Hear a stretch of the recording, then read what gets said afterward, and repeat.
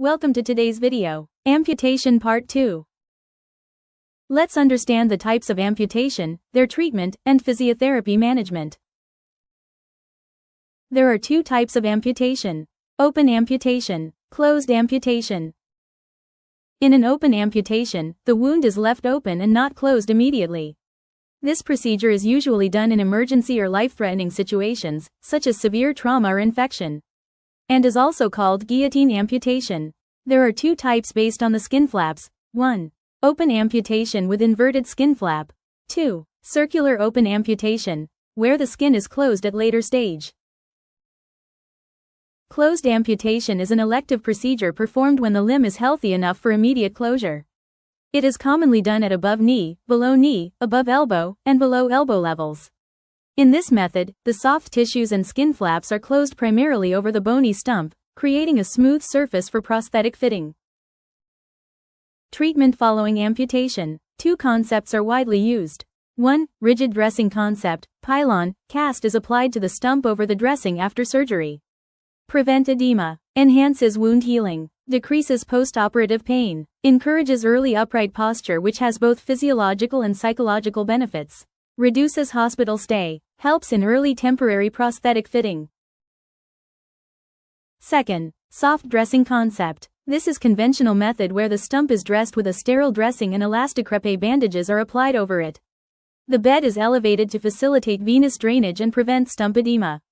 Sutures are removed after 10 to 14 days. Exercises for muscles are commenced. Prosthetic fitting is taken up the last step. Now, physiotherapy management in amputation. This management can be divided into 3 stages. First, preoperative stage. Second, the early post-operative stage, and third, the mobility stage. So, the preoperative stage has following functions. 1. Assessment. 2. Training. 3. Reassurance. First, let's discuss assessment. This includes evaluation of age, gender, occupation, general medical information or cause of amputation, associated disease or symptoms, joint range of motion, muscle strength, sensation, the condition of skin, status of circulation, overall functional status before surgery, residence and working place, and psychological status.